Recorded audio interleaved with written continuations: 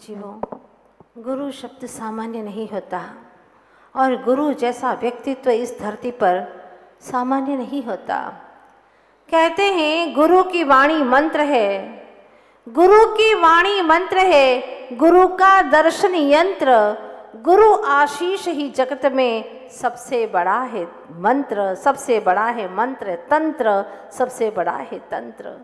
गुरु का आशीष मिल जाए हमारे जीवन की सुरक्षा का एक कवच बन जाता है, जैसे ही उनका आशीष मिलता है। क्योंकि गुरु जब भी आशीर्वाद देते हैं अपनी दिव्य ऊर्जा वलय से करुणा, दया, अनुकंपा, जगत उद्धार की भावना से वह तरंगे हम तक पहुंचती है और हमारे भीतर में भी अपने मंजिल को पाने का, अपने लक्ष्य को पाने का एक उद्देश्य वहीं से प्रकट होता है। ये सारी महिमा गुरु की होती है। वास्तव में गुरु के बारे में क्या कहें, सारे शब्द बोने पड़ जाते हैं। चाहे कितने भी शब्दकोश में अच्छे से अच्छे शब्दों को ढूंढ करके लाएं, फिर भी गुरु की महिमा और उनका बखान करने में वो शब्द बहुत कम पड़ जाते हैं, बहुत छोटे और बोने पड़ जाते हैं, क्योंकि वो आसमान से ऊंचे हैं और समंदर से गहरे हैं। उनकी गुणों की गहराई का व्याख्यान हम नहीं कर सकते। कहने को बस इतना ही कह सकते हैं कि हर दिशाएं दिनकर को जन्म नहीं देती, हर दिशाएं दिनकर को जन्म नहीं देती। हर रात पूनम के चांद को जन्म नहीं देती, हर रात पूनम के चांद को जन्म नहीं देती। यूँ तो होती हैं कई माताएं हजारों इस दुनिया में, लेकिन विद्याधर जैसे बालक को जन्म देने वाली हर कोई माँ नहीं होती, हर कोई माँ नहीं होती। कोई विरला ही ऐसी माँ होती है जिसने पूर्व में इतना सातिशय पुण्य अर्जन किया हो, जो इस भौतिकवाद के चारों तरफ भोगों के आकर्षण में भी ऐसे बालक को जन्म दिया, जहाँ चारों तरफ के इस भौतिकता के आकर्षण को अपनी नन्ही सी अहिंसक पगतलियों से ठुकरा दे जग का वैभव और चल पड़े वितरागता के मार्ग पर, अनवरत अरुक अथक चल पड़े। और जो भी उनके पास में आए उन्हें भी उनकी गाथा सुना करके उन्हें भी उस मार्ग तक पहुंचाने के लिए सक्षम हो जाए, ऐसा कोई बालक जन्म दे। ऐसी विरली कोई माता होती है श्रीमंती जैसी। वास्तव में आज का दिन 10 अक्टूबर का दिन है। तारीख की अपेक्षा से बालक विद्याधर ने आज के दिन जन्म लिया था, लेकिन वो मानते ही नहीं कि मेरा जन्म हुआ इसलिए वो महान है। ज्ञानी जीव अपने जन्म को मानते ही नहीं, क्योंकि वह अपने आप को आत्मा मानते हैं। जो सच में आत्मा है उसे ही स्वीकार करते हैं, और आत्मा का कोई जन्म नहीं होता, आत्मा का कोई मरण नहीं होता। इसीलिए वे सदा अपने आप को अजन्मा मानते हैं, अमरण धर्म मानते हैं। ऐसे आचार्य गुरुवर श्री विद्यासागर जी महाराज आज जन जन के लिए आदर्श हैं, श्रद्धास्पद बने हुए हैं।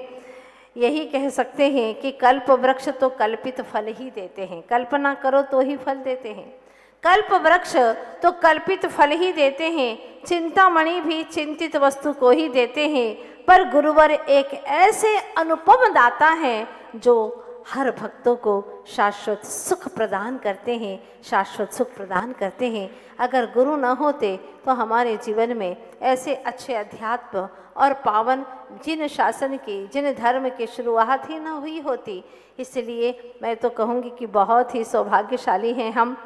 गुरु हमारे पास नहीं, हमारे साथ हैं हर पल, हर श्वासों की धड़कन में, हर हमारे जीवन के एक एक जैसे जैसे आयु के निषेक खेलते हैं, वैसे वैसे हमारे गुरुदेव वो निषेक तो खेलते चले जाते हैं, लेकिन गुरुदेव हमारे चेतना में बहुत अच्छे से जम करके निवास करने लगे हैं। और ऐसा लगता है अंतिम क्षणों में भी उन्हीं का सुमिरन करते हुए, उन्हीं की वितरागता का सुमिरन करते हुए, जब अंतिम क्षण का अवसान होगा, भावना भाएं कि बस गुरुवर अगला भव भी आप जैसे सद्गुरु के चरण सानिध्य में वितरागता का अनुभव करने में हमारा बीते।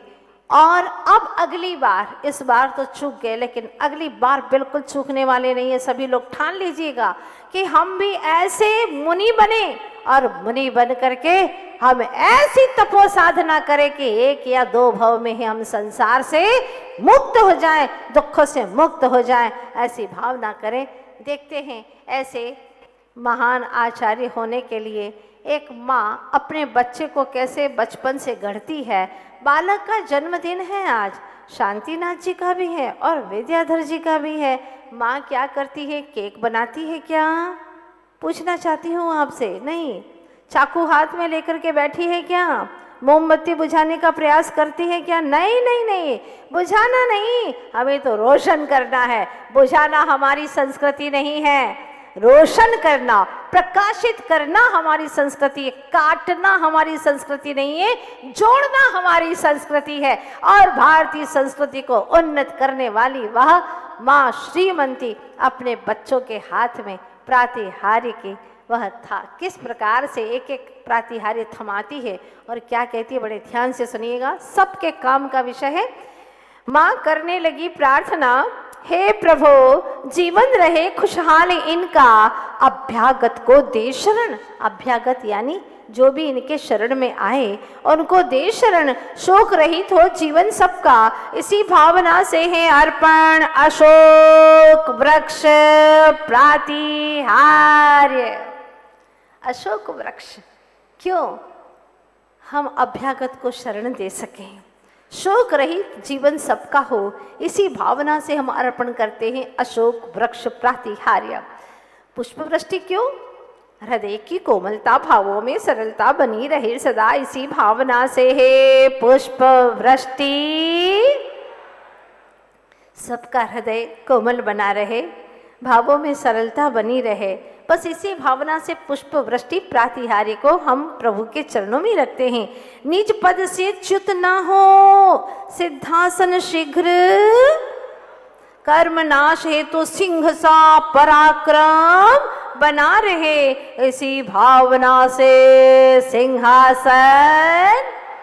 हाँ, दब्बू नहीं बने, कायर कमजोर ना बने, सिंहासन सिंह के जैसा मोक्ष प्राप्ति के लिए पराक्रम बना रहे। हमसे तो कुछ होता ही नहीं है, पूजन पाठ तो हम कर ही नहीं पाते, रात्रि भोजन तो हमसे छूटता नहीं है। अरे कायरों, महावीर के वंशज होकर के ऐसी कायरता की बातें करते हो, तुम्हें शर्म नहीं आती? ललकारते हैं, सिंहासन प्रातिहार्य अर्पण करना है। सिंह जैसा पराक्रम हो, मैं सब कुछ कर सकता हूं, मैं वीर का वंशज हूं, तीर्थंकरों की वंशावली में मैंने जन्म लिया है, वो मेरे आदर्श हैं, वो मेरे आराध्य हैं, वो मेरे परम पूज्य हैं, जिन्होंने सारे सारे धन वैभव को छोड़ दिया।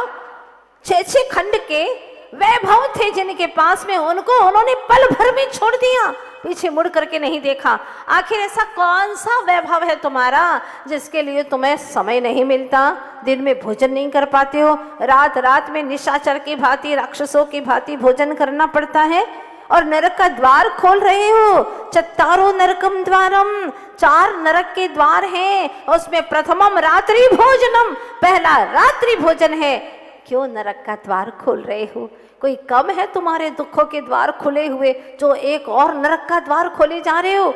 हमारे भगवान ने कहा है, और भगवान कभी असत्य नहीं कहते। अगर आप अपना उत्थान चाहते हो तो इतना तो कर ही सकते हो, है ना? दिन भर खाने के लिए कितना खाओगे खाओगे खाओगे खाओगे तो चीटे मकोड़े बनोगे। दिन भर खाने पीने के पीछे देखो, बेचारे पशु घूमते रहते, कुत्ता दिन भर दौड़ता है, क्यों? बोलते जाओ, क्यों दौड़ता है? खाने के लिए। गाय दिन भर इधर से उधर घरों घरों के अंदर मुंह मारती रहती है, क्यों? खाने के लिए। सूअर इधर उधर नालियों में मुंह डालते रहते, क्यों? बकरी इधर उधर घूमती रहती है, भैंसे काली काली घूमती रहती है, खाने पीने के पीछे। चींटी मकोड़े घूम रहे हैं दिन भर अपनी आहार संज्ञा के पीछे।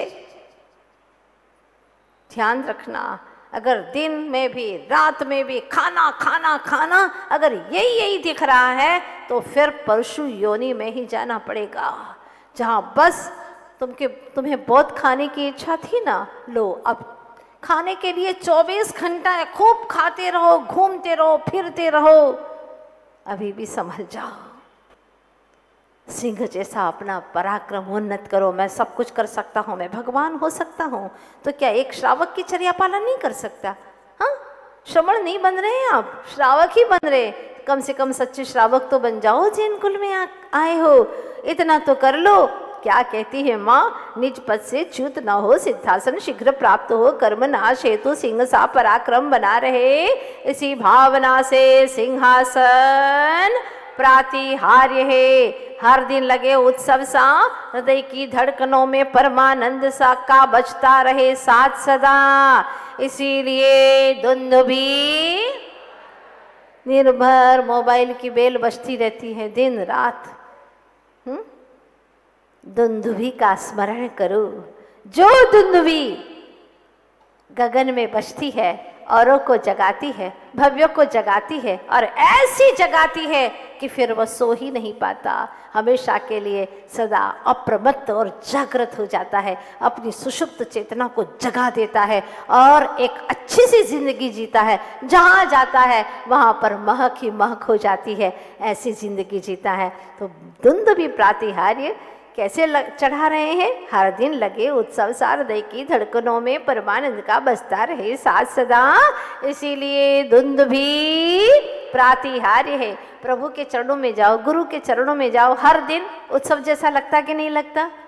अपने आप पैर थिरकने लग जाते हैं। हाँ, चेहरे पर एक रौनक सी आती है, हाथों में अपने आप तालियां बजने लग जाती हैं। क्यों? क्योंकि उत्सव सा लगता है।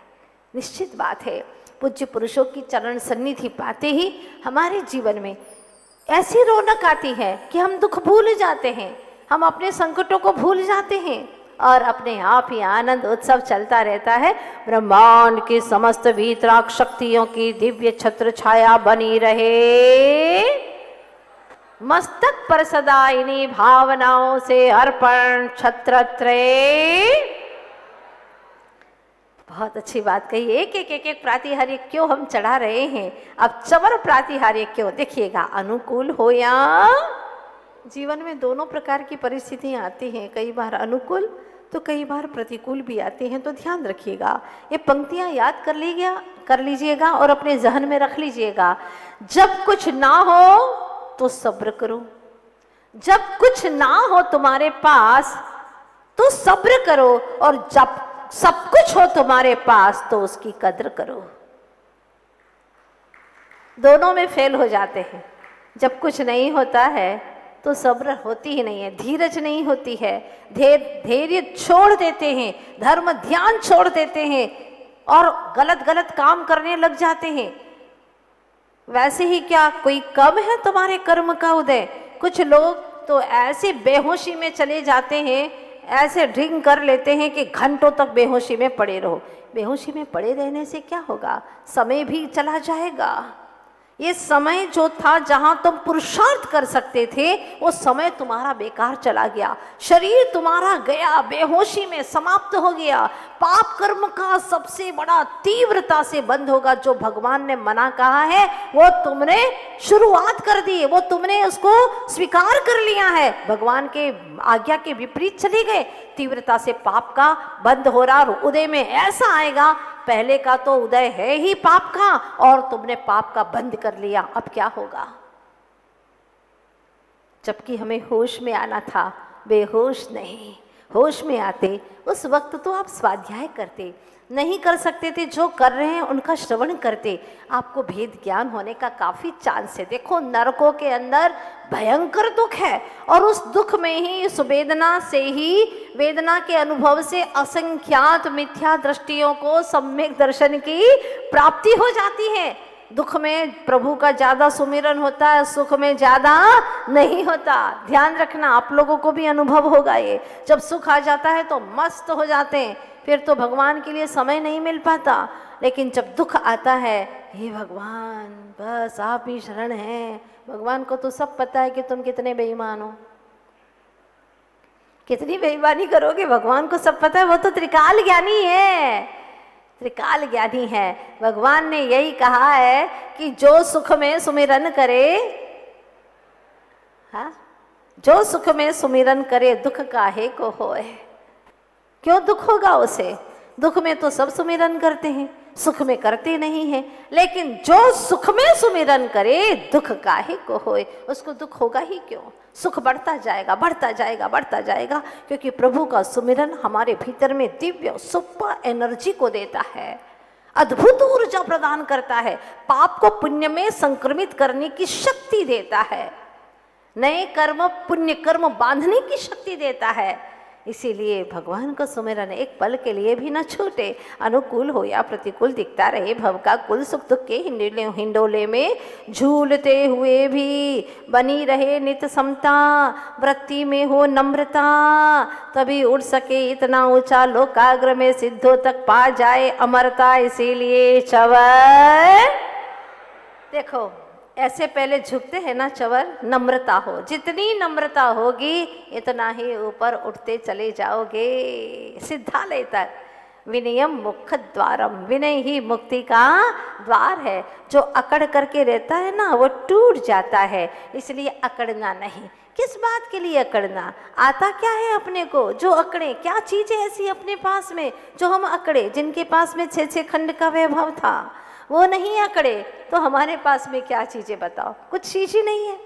हाँ, जन्म और ने दिया, गर्भ में किसी और ने रखा, जन्म उसने औरों ने ही दिया, नाम भी किसी औरों ने ही रखा, पढ़ाया भी किसी और ने, शिक्षाएं किसी और ने दी, धंधा करना किसी और ने सिखाया, पैसा कमाया किसी औरों के बदौलत। ग्राहक नहीं आते तो कहाँ से पैसा कमा लेते, सब तो औरों के ऊपर है, और मरेंगे तो जाएंगे भी औरों के कंधे पर। है क्या हमारे पास में जिसका हम अहंकार करें, कुछ भी तो नहीं है। इसीलिए नम्र वृत्ति होगी तो सिद्धालय तक ऊपर उठते चले जाएंगे। अध्यात्म भावना से न हो मन दोलाए मान कभी कि बहुत सुन लिया भैया, 4 महीने हो गए सुनते सुनते, बस हो गया। खाते खाते कितना काल बीत गया बताओ, अनंत काल बीत गया, आहार संज्ञा छूटी नहीं इस जीव की।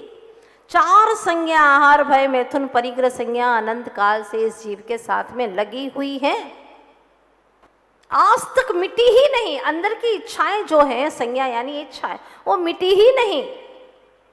तो आप सोचिएगा, अध्यात्म की भावना के लिए हमें कभी भी ऐसा नहीं, निराश नहीं, हताश नहीं होना है कि बस अब बहुत हो गया, कब तक माता जी आप रहोगे यहाँ पर। ऐसा तो नहीं सोच रहे हो ना आप लोग, बोलो नहीं ना। बहुत अच्छे हैं, बहुत अच्छे हैं, आपकी भावना बहुत अच्छी है और होना भी चाहिए। जहाँ पर अपने को मुफ्त में अमृत रस मिलता हो, अध्यात्म का रस मिलता हो। थोड़ा सा जूस पीने जाओ एक गिलास में तो उसका कितना 100 रुपया 200 रुपया ले लेता है दुकानदार। हाँ, और यहाँ अध्यात्म का रस वो पी करके मल बनता है, उस रस का तो मल बनता है। कई बार नुकसान भी कर जाता है, स्वाद के पीछे पी जाते हैं लेकिन ठंडक हो जाती है, सर्दी जुकाम हो जाता है, बुखार आ जाता है, कई तरह की तकलीफें होती है, पैसा भी देना पड़ता है, बीमार हो गए तो और मुश्किल। लेकिन अध्यात्म का रस, उससे तो थोड़ी सी देर तृप्ति होती है, लेकिन अध्यात्म का रस, पूज्य कुंज स्वामी के द्वारा दिया गया रस, आचार्य भगवंतों के द्वारा दिया गया रस पीते पीते शाश्वत सुख की प्राप्ति होती है।